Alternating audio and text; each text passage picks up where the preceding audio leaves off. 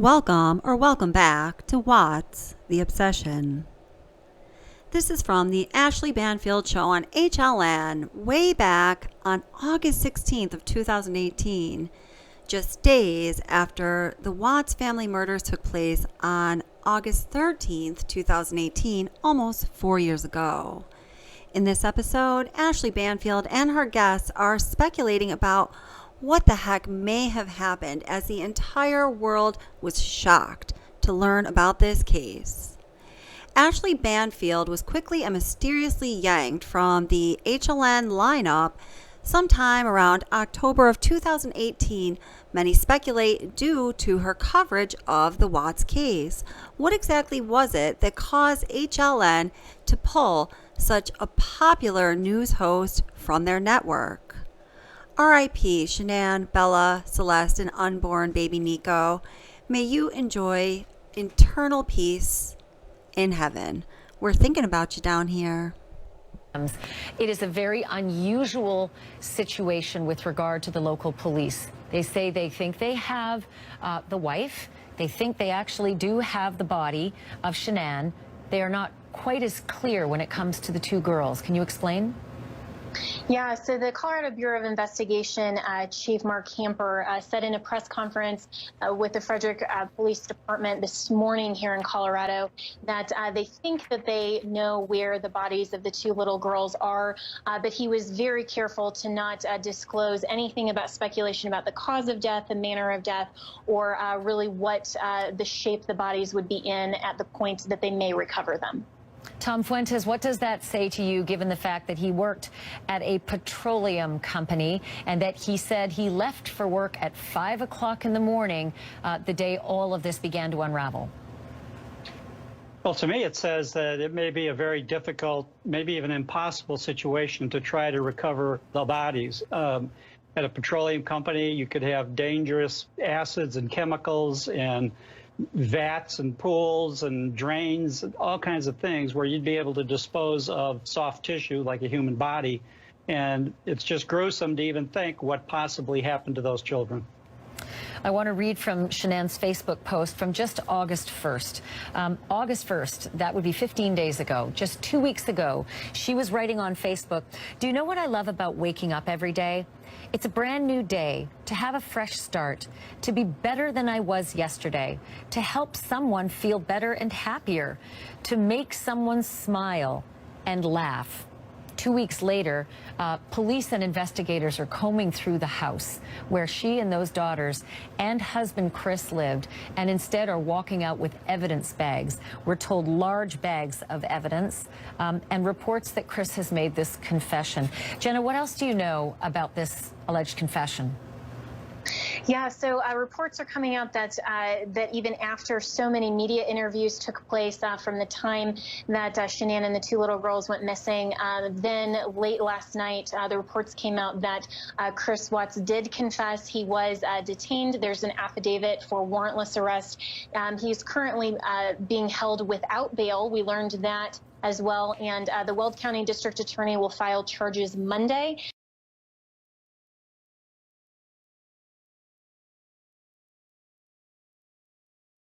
Body language expert Janine Driver. Janine, I want you to look alongside our viewers and me at this moment that Chris Watts appealed to all of us to help him find his family.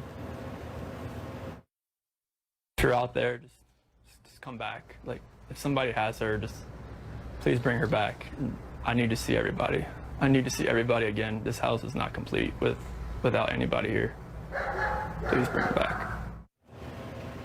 This house is not complete. I hate to put myself in the shoes of anybody who's missing a family, but oftentimes behavior is the first thing that investigators seize on. Janine?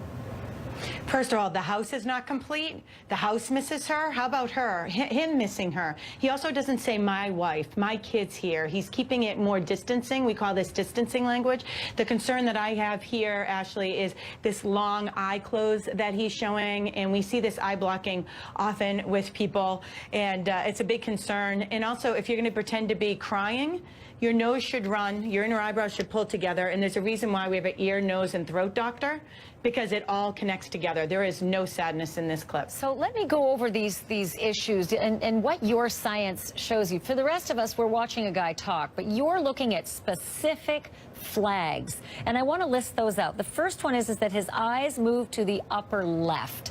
What does that tell you?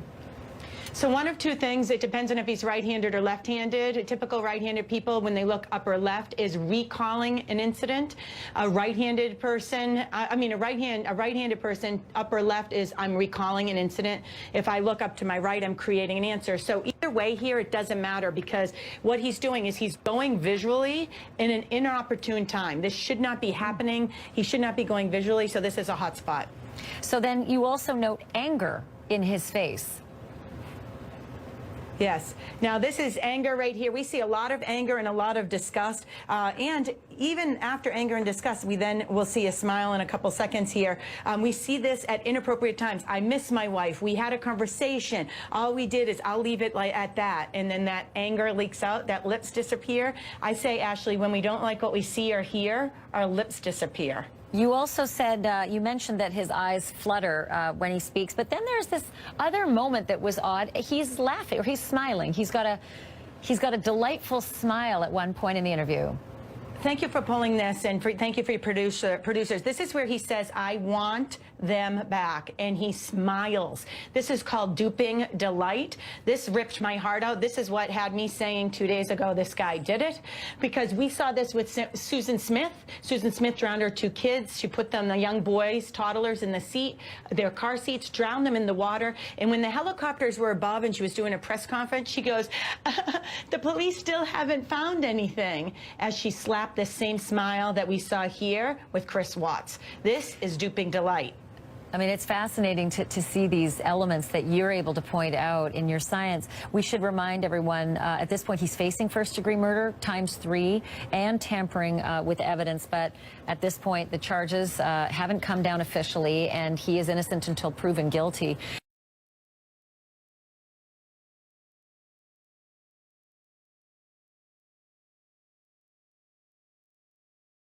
Okay, there's something that I want to play for you. In the light of all of these allegations made by Chris, the man who confessed to killing his wife and sticking her in a grave and dumping his baby girls deep into pitch black oil, has the gall to ask us all to help us find his family, and then has the gall to tell the police, she did it. My wife did it. My wife was the one who killed those girls. I think this guy is a piece of you-know-what for saying all of those things to us, knowing damn well where those people were, where that family was. He lied to all of us. Why are we to suspect for a moment he's not going to lie to the police about his beautiful wife, Shanann, who couldn't have said anything but loving things towards him, and more loving things towards those little baby girls that he says she strangled? He says, the liar says he strangled.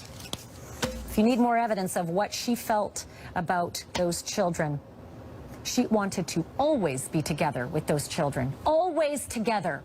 Always together. Including the days that she worked. She wanted to always be together with those children. And here's how she said it. We're not promised tomorrow, you know? We're not promised anything, but to be able to enjoy our children and every crazy moment, it can be super crazy. I'm not gonna lie, my kids are crazy, but I love them, and I love the fact that I can be there for them. Bella knows that mommy doesn't go into work, so when mommy leaves the house without them, it's foreign to her, you know. We go everywhere together, and we do everything together, and that's what she's used to. She's a mother who loves being with her kids all the time. Does that sound like a mother who, because her husband wants to split, she kills the little kids? Does it?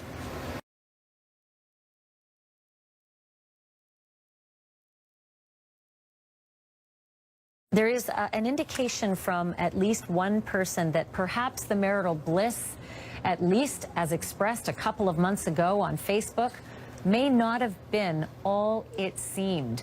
Shanann's mother works in a salon, and Shanann traveled this summer for 6 weeks to North Carolina to see her family and took those little girls with her. And Chris came for one of those weeks as well. And they all, as a family, went to that salon to stop in for some haircuts and a little catch-up.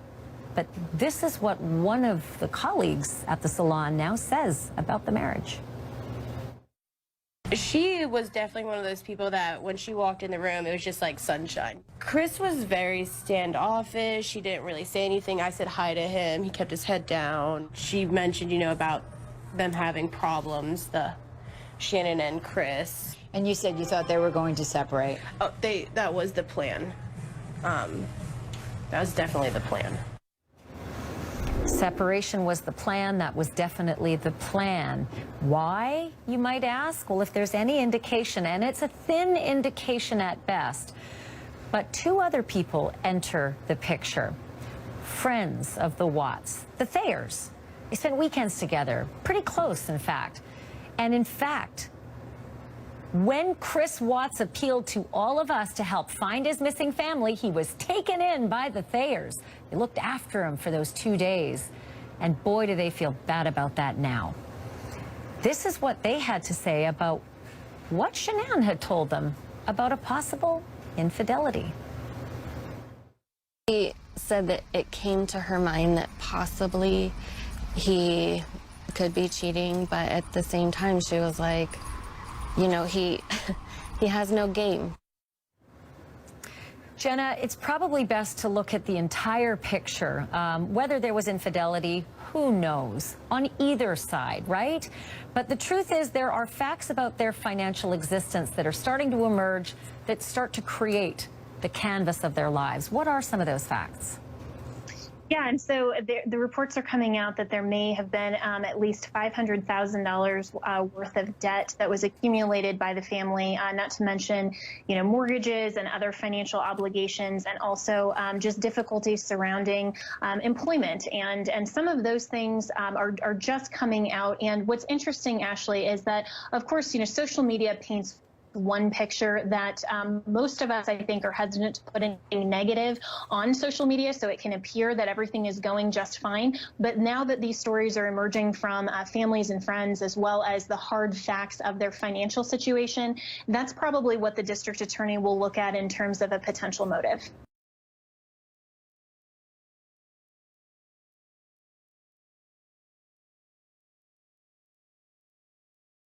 And when we say that Shanann Watts posted lovingly about her children and about her husband, that is not an understatement.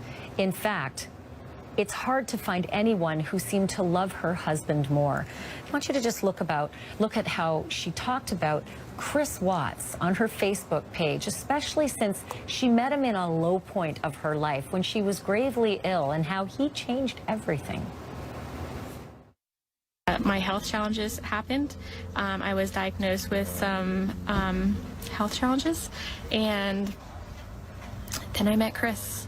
I met Chris because of those health challenges, and because of my health challenges, because I got so sick, I let him in, and he only knew me at that time. He knew me at my worst, and he accepted me. And, you know, through your vows, like through sickness and everything, he's been there, and it's hard for people to get. It's hard for me to understand, but he stuck around, and he stuck around because he was the one for me, and he is amazing, and I can't tell you how wonderful he is. Not if what the reports say are true, that he confessed to the police that he actually murdered her and his two little girls. And you know, she wasn't the only one who thought that Daddy was amazing. Bella thought he was pretty amazing too. What you just saw was Shanann Watts 4 months ago. What you're about to see is Bella Watts from just 2 months ago, and just a few days before Father's Day. My daddy is a hero. He helps me grow up strong. He helped me not go to. He reads me books. He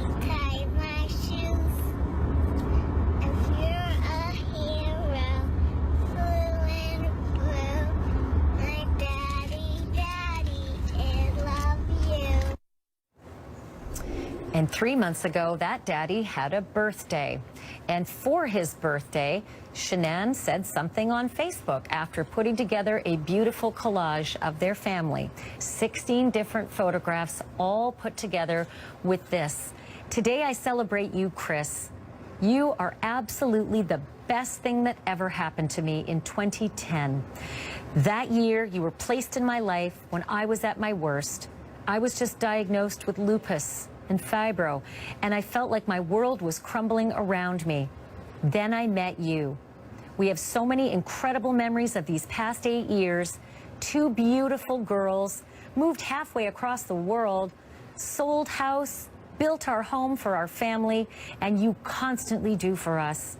You work your ass off. You're an amazing husband and even better dad. You are the blessing I've been looking for my whole life. You are chasing big goals and dreams and never stop. You support me in so many ways. I hope you have an amazing birthday. I love you, baby.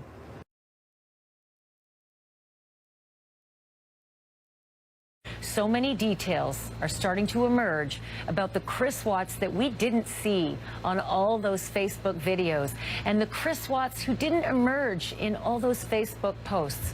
What are we discovering about this man?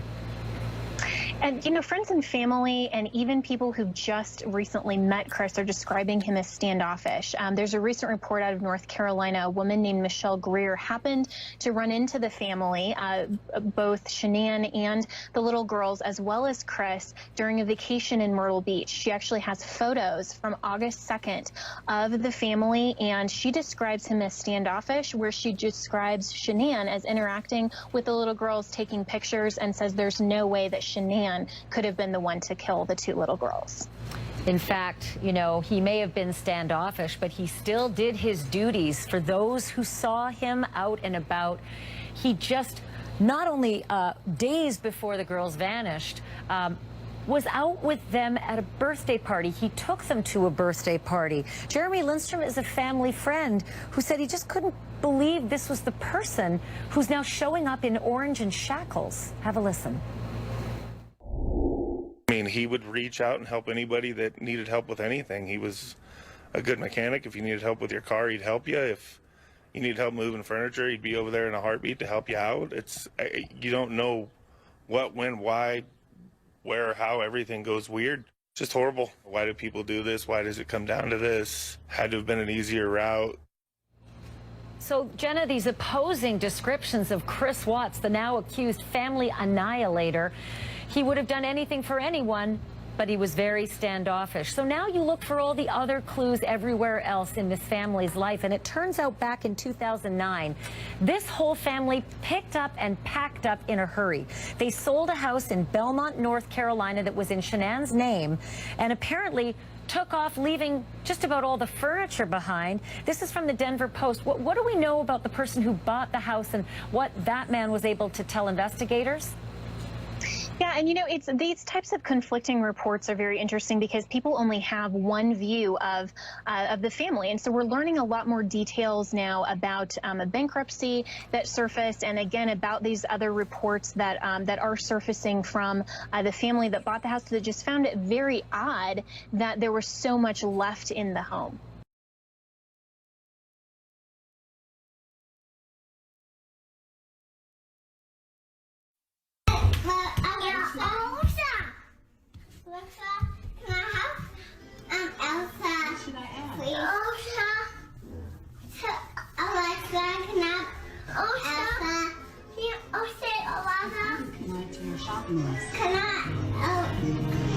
Oh, wow. Mark Salzman, you're a technology expert. Explain to me how Alexa just might be the linchpin and the actual witness to what really happened in the house that night. So after you say the wake word, which is her name, then this device, this Amazon Echo or other similar device, records everything you ask her or tell her, and it saves it in the cloud on Amazon's servers. Now you, as an Amazon Echo owner, can go in and delete that data if you want. You can do it on the app or you can do it on the website. but it's all kept because it helps make the experience better for the customer. As you can hear there with the little girls talking to it, they're not quite as articulate, but Alexa may understand these girls over time through artificial intelligence, and they start customizing it. Once you delete it all, you start from scratch as if you bought this device out of the house. So the authorities could... could go back to those files and get everything that they've been saying to Alexa over the months or years. It's all there in the files unless you're clever enough to go in and delete it, which, of course, if the police do, they would see that it were recently deleted. More important to the fact, though, here, what's germane to this case is you have to wake Alexa up in order for her to begin the recording. But can I also ask you this? Because I have one of these devices. Sometimes I say things that aren't Alexa, and she starts recording. There are a lot of wake-up triggers for Alexa that sound sort of like Alexa and sometimes nothing like Alexa. Yeah, so that's true. Sometimes the device, this smart speaker or a smart screen, thinks it hears the wake word and it starts recording. Once it realizes you don't want her, then she shuts it back down again. And if you look back in that log, that file log, it will say something like unknown request because you just let it go. You didn't mean to call her up. But if the authorities did want to listen to what happened that night or in the days leading up to it, providing that the husband, the wife, or the kids said her name first, they will know 4 things. When something was said, because it's all stamped by time. What device was used and the location, because they may have more than one. It may be a living room Alexa or a bedroom Alexa. It'll know what was asked, and it'll also know what was said and who asked, because it also keeps a voice recording. So it could be the husband or the wife or the kids.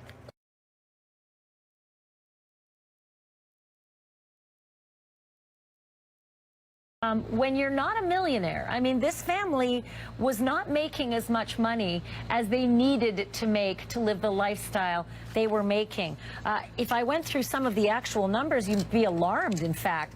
The monthly expenses alone were up to $5,000, but the monthly net income for this family at one point was reported at about $4,900, leaving behind about $11 every month. So that in a bankruptcy filing tells you are spending beyond your means. I want to just show you, if I can, what we discovered from Chris Watts's paycheck. Now, albeit this is a paycheck from 2015, and it was filed because of a bankruptcy document, but what's really curious is in the small print. Child life insurance, $1.20 per check. That apparently was for Bella because Cece wasn't born yet. Spousal life insurance for about $3 per check, and biweekly earnings of about $2,400. So somewhere around $5,000 was what he was making. And then Shanann was working part-time back then, not quite 40 hours a week, but about $18 an hour. So you can imagine when you see major purchases that were being made just months before, just 6 months before a bankruptcy was filed. They have a home at $400,000, and they have a brand new Ford Explorer at about $600 a month. So these are very, very tight times for a family, possibly living beyond their means. But did anybody suspect anything, Jenna, at this point about the financial situation? Or is it just something that seems like it's 3 years ago? Well, no, I mean, there are definitely some of the finances, of course, will always play into a possible motive. And you have definitely a bankruptcy that was as of June 2015 that was reported, as well as the life insurance. And so how that factors into a possible motive is still being determined. Yeah, I want to show, if I can, some pictures. There's, you know, sometimes there are small details that might go unreported, might go undiscussed in light of the larger story, but there was actually one more little member of the Watts family left behind in that home. It was a member of the Watts family that was listed on a financial document at one point for $5. It was their family dog, and we've come to know that that family dog was named Dieter. We saw that family dog in a lot of the different Facebook posts, and this one in particular, now in retrospect from Shanann Watts' Facebook page, is particularly distressful. Happy birthday to Happy birthday, dear leader. Give him kisses. Say happy birthday. Birthday, birthday. He's giving you kisses. You want to give him a kiss? Yeah. Is he gonna give you kisses? I gotta kiss you. Give him kisses. Give kisses to Peter.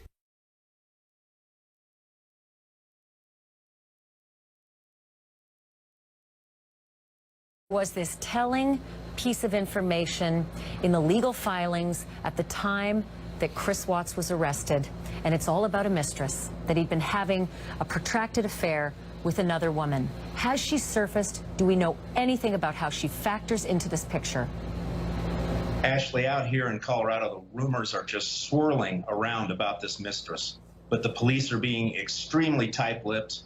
We don't know a thing about her other than the belief that she is a co-worker of the father. And I know that there is a name on the witness list of a co-worker who is also a woman. I know that has probably lent to a lot of rumors. Talia Torella, you're on the ground out there. You went to this person's home. You took a look around. What did you see? Yeah, that's right, Ashleigh. So this person is listed on an official document in relation to this investigation. I paid a visit to their home. No one answered the door. There was a car parked on a side street nearby, but again, no one answered the door. It was a pretty nice, one-story home. It seemed like, it was just a very nice home, but no one answered the door, basically. So, James Galliano, I want you to take a look at something that our team noticed in many of the videos that we've been scouring for clues on this case. And I don't know if it's a huge clue. I don't know if it'll play into this story. I don't know if it'll play into a trial. But it didn't go unnoticed by people on social media as well. In those videos, the day after this family went missing, he's not wearing his wedding ring. But in many of the other videos, he is. Some of the videos from just walking around the house, he's wearing his wedding ring. Some of the videos, he's not. And I understand if he's an oil worker, maybe he wouldn't. But here he is in other days, wearing his wedding ring, playing with the kids, messing with their hair. In some of the family portraits, he's wearing his wedding ring. He's an oil worker, so perhaps he just doesn't. But it wasn't something that went unnoticed. Is that something investigators would notice as well? Absolutely. Investigators are looking for anomalies. They're looking for things that are different. And what you have to do is you have to establish a baseline. You have to say, this is the way that the individual acted and comported himself throughout the first few years of their marriage. And now, all of a sudden, he's doing different things. And if it was his custom to wear a ring, if it was his custom to do certain things or not do certain things, those are absolutely something, Ashleigh, that investigators want to take notice of. Jack Ford, what about prosecutors? Do they look at that and say, that's something I'm bringing up in court? Sure, especially, Ashleigh, if the defense here, if it goes to trial, the defense is what it seems to be, which is saying he comes across his wife strangling the two daughters, and in a fit of rage, he reacts and he strangles her.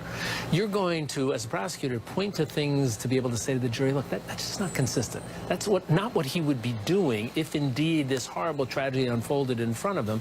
And you'd say, for instance, look, the ring is gone, and you know that he's involved in a relationship with somebody else, and maybe now he thinks he's free to engage in that relationship. So you're going to look to find anything that you can, that, and as James said, anything that you can that seems inconsistent with what he's saying, and try to kick holes in everything that the defense is offering up as his version of what happened. There was something else about that video. We're zeroing in right there on the accused's hands for the wedding ring. But there was something about the demeanor. We've all made light of the fact that how could a man who had just witnessed all of this be so cavalier with the cameras? And it wasn't just one interview. It was several different television stations who showed up. He was all too willing to join TV stations and beg for us all to help him find his missing family.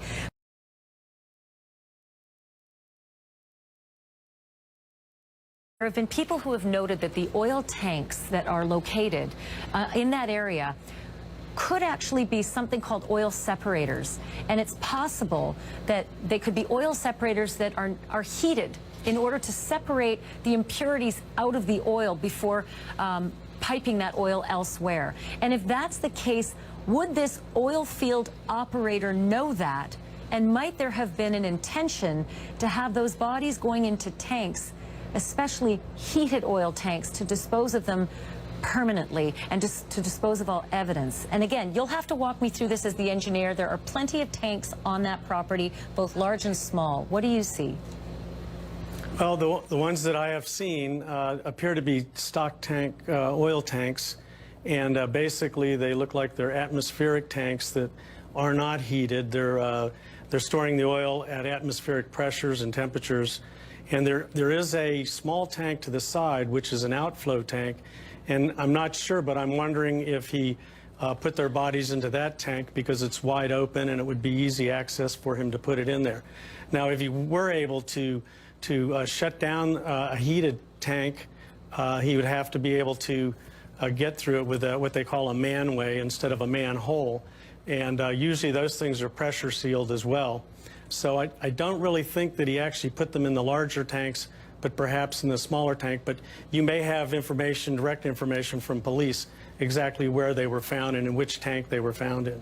Well, they're being extremely tight-lipped, as you can imagine, Don, but your expertise is helpful just in trying to get to the bottom of this. Several of us had thought that perhaps he buried Shanann instead of putting her into the oil tanks with the children. I can't even believe I'm saying these words, because it would have been very difficult to perhaps haul all of those bodies, of course the mother being much heavier than the children, up those very steep stairs to the top of those tall tanks to get into what you call the manhole.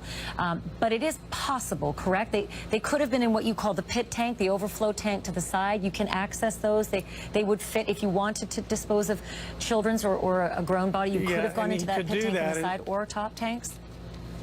Yes, and it's where the overflow can come out. And if he's an operator, he could have pulled some oil off the bottom that was heated, if it is heated. It doesn't look like a pressurized type tank, which I would expect if it was heated. But the oil that could come off of there. Opening those manholes would be difficult. If they were filled with oil, as we learned they were, the pressure would make that very difficult to open those manhole capping devices at the top of the tanks, right? Right, and usually a lot of them are at the bottom, so they almost have to be empty. Yeah. And so what I'm thinking is that if anything, if he was using it for anything special, it would have been to perhaps get them soaked in oil so that it might remove his DNA from their bodies, that sort of thing.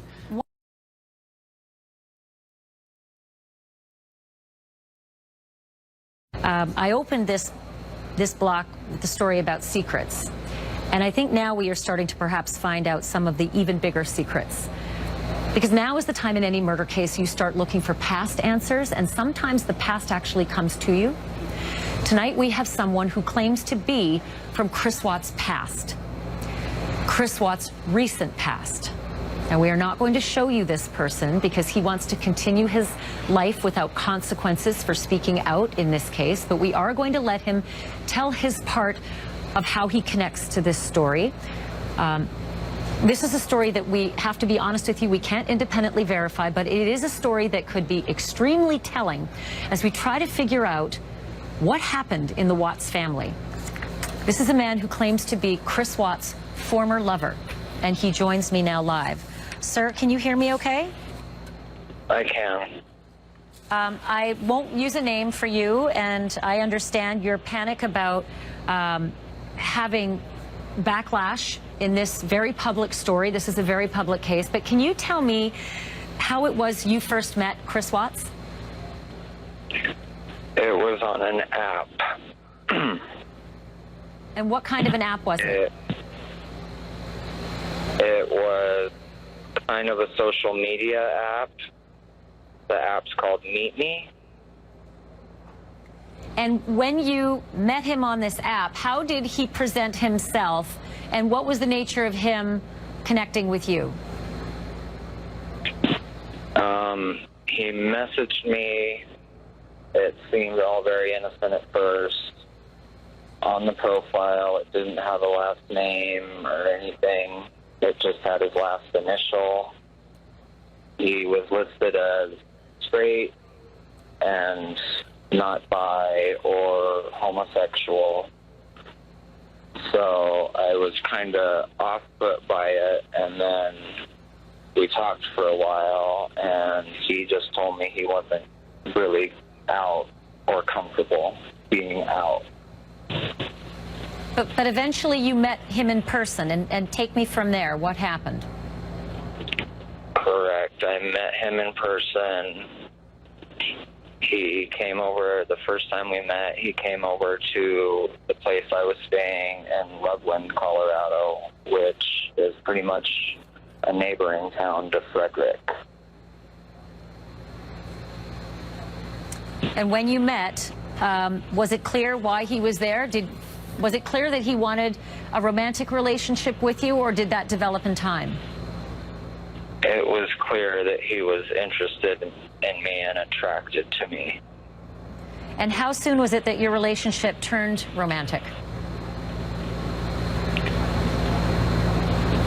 That night. How long did you continue a sexual relationship with Chris Watts? Off and on until March or April. So how does that time out? Is that about 9 or 10 months? Yeah. And during that time... About 10 months. Sorry, go ahead. About 10 months. We originally met in June last year. Okay. And during that time, did he ever tell you that he was married or had children? No, I found out when we were both out and about. Well, I knew he had children. He told me he had children, but he portrayed it. He portrayed that he was single, and when there was some point in January, late January or February, that I met up with him and I got in his Ford pickup, and he had his daughters with him, and the oldest pretty much spilled the beans that he was still married. She asked him, I'm sorry, I'm so nervous. She asked him if she could sleep with him and mommy tonight.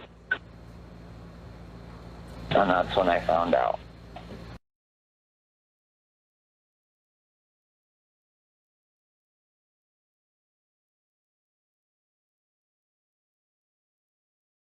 We have breaking news just moments ago. Very shocking new allegations about that Colorado family man who stands accused of killing his wife and his 2 children. We are still talking to a man from Chris Watts' past who claims to be his former lover. We are not showing this man's face. We are not naming him. He is concerned about his life and about backlash. We want him to be able to continue living without fear of speaking out to us. We want to make it very clear we sought this man out so that he can tell his side of the story. However, we can't independently verify the details that he describes, but we are going to continue speaking with him, this man who claims to be Chris Watts' former lover. Sir, can you still hear me? I can. Thank you so much for staying over the break. I do want to ask you your reaction when you heard the news that Chris Watts' family at first was missing. I actually didn't even hear that they were missing. My ex-fiance knew that I had relations with them, and I didn't hear anything until after the bodies were found. And what was your reaction then? I felt ill. Did you reach out to him?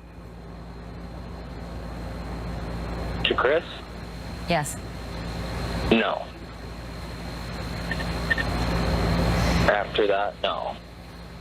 When you found out that he'd been arrested, did it ever cross your mind that he is the man who did this?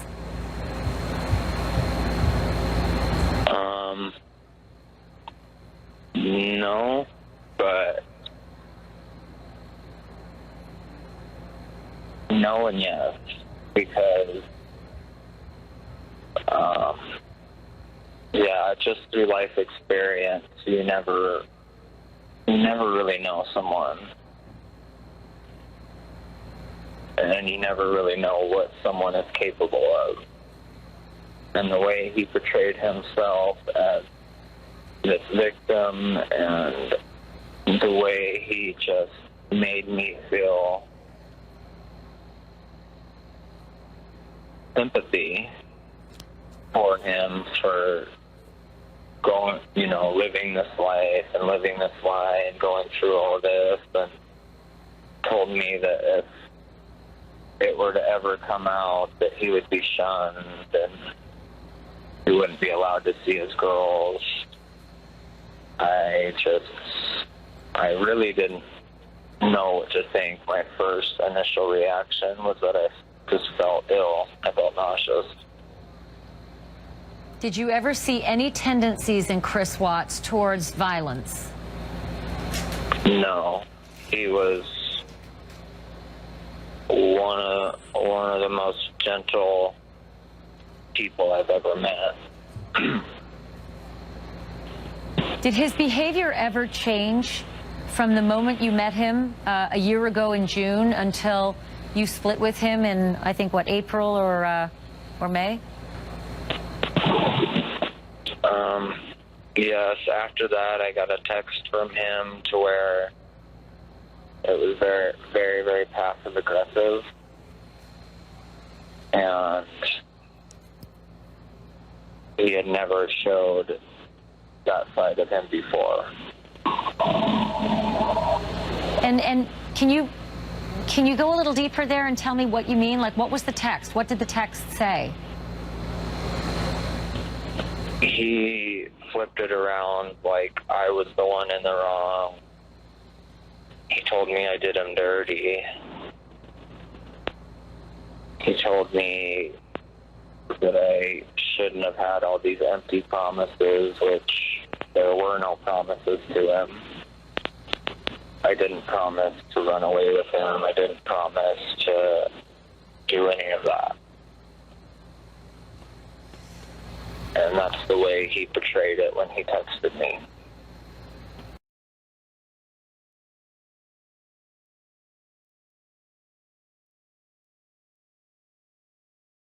All right, everyone, bear with me and buckle up.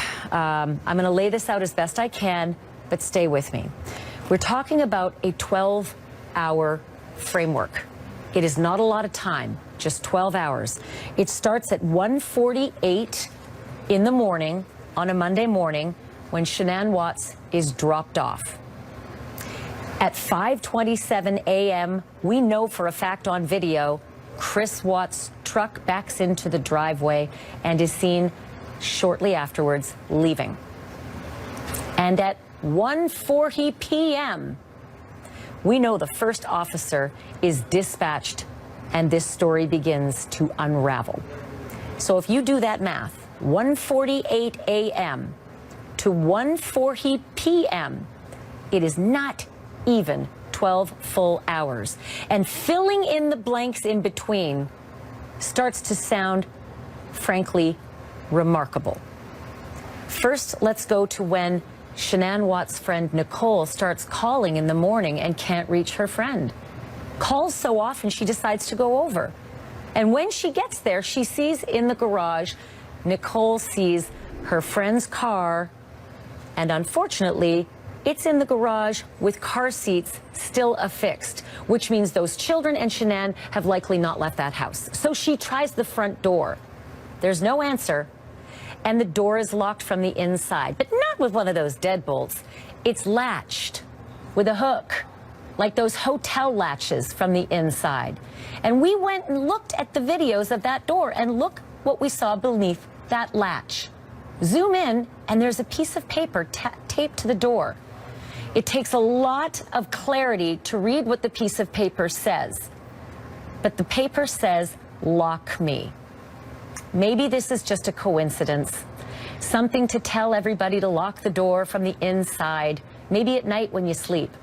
But you cannot lock me from the outside.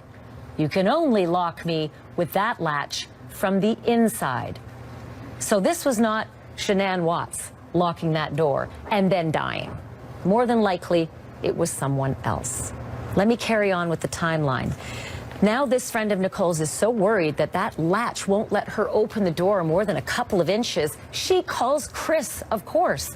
Her worry is that her pregnant friend is inside, possibly fainted, passed out. The children may be at risk. Chris, come home, she says. The answer is unclear. But whatever his answer, she's now calling the police. And Officer Coonrod is dispatched at approximately 1:40 p.m. When Officer Coonrod gets to that front door, and he can't get in either, he notices something on the garage that would let him get in right away. It's the garage door opener. It's the electronic keypad. We all have them. You put in your code, and instantly you can get into that house. Well, what a great idea. He calls Chris on his cell phone and says, tell me the code. I have to get in. It's a welfare check on your wife. What do you think Chris's answer was to Officer Coonrod? That isn't working. That keypad isn't working. But I'll be there soon enough. I'll be there in about 5 minutes. Now put yourself inside the mind of Chris Watts.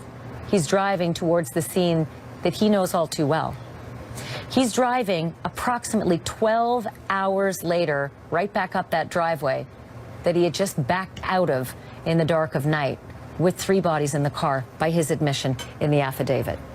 When he begins to speak with Officer Coonrod in the house, he tells that officer a couple of interesting facts. That he got up at 5 o'clock in the morning, 5 o'clock in the morning, had a conversation with Shanann. Says Shanann arrived home from a trip around 2 a.m. and he woke up at 5 a.m. and began talking to Shanann about marital separation. And what do you suppose happened after that? He said he informed her he wanted to initiate the separation. 5 o'clock in the morning. That's easy to remember, because a lot of people wake up at 5 o'clock in the morning. But then Coonrod asks for a little backup, and he asks Detective Baumhover to come on over and help him with this investigation. And on the scene, Detective Baumhover asks Chris, talk me through this period of time when you last saw your wife, Shanann. And Chris said, Shanann arrived home from the airport at approximately 1:48 a.m.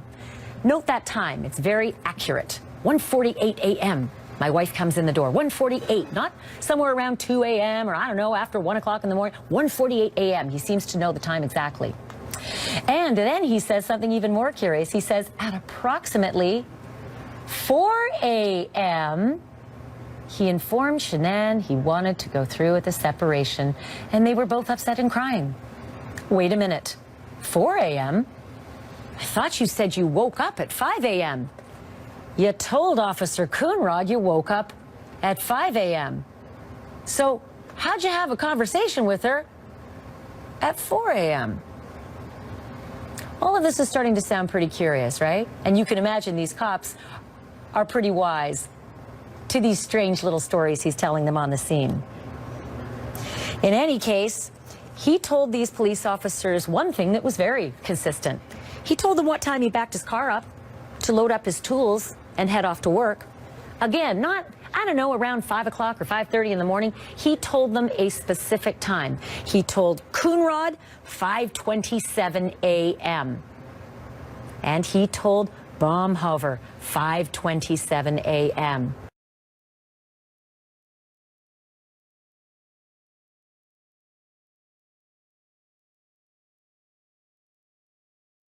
Bueller, if I can. John has a unique perspective on this case, as only he could, because he was with the Modesto Police Department as a detective on the Scott Peterson case. And lo and behold, here we have a proven liar again in our midst, a man who's all too friendly with the camera and lies with such ease. We've seen this with Casey Anthony. We've seen it with Drew Peterson. We've seen it with Scott Peterson. We've seen it time after time. This story takes the cake because of the nature of all the video leading up to it. But I do want you, John, to comment on this remarkable interview last night from this man who claims that he was with him. He was with Chris Watts romantically for 10 months. Give me your reaction. Well, if this information is true, and it seems a little bit more likely tonight that it may be after hearing about Steve's excellent reporting on it, it does start to explain that incredible difference between the emotions we would expect of a father grieving their children and a guy like this that likely killed them.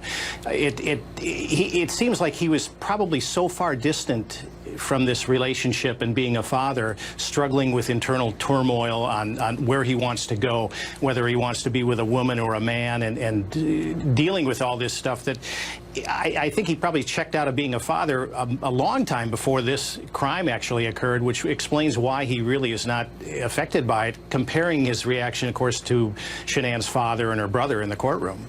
I want to ask you about something Steve and I were just talking about. I think it stood out to you as well, Steve, that remarkable big black mess of ink on the affidavit that we all got. An affidavit that is filled with details, really specific details from the police, and yet some critical details are missing. John, you're an investigator. You're a detective. You have filled out these warrants. You have written these warrants. You have probably helped to redact some of them. Does this stand out as a little more information redacted than needs to be redacted if you're just trying to protect the name of some affair at work?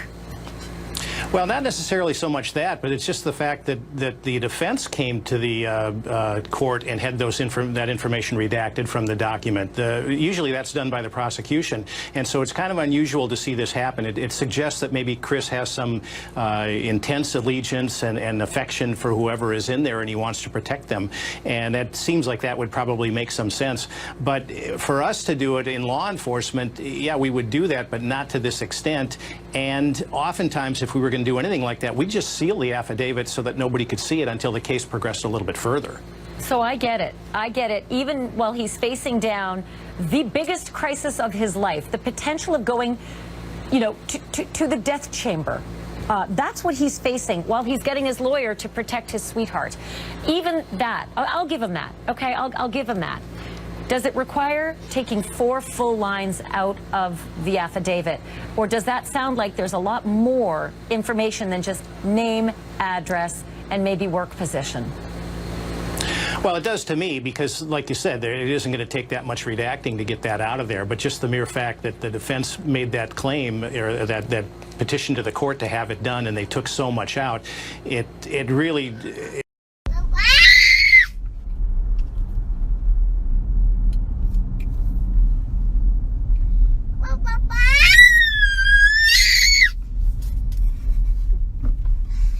You wonder why I need Thrive. That kid right there.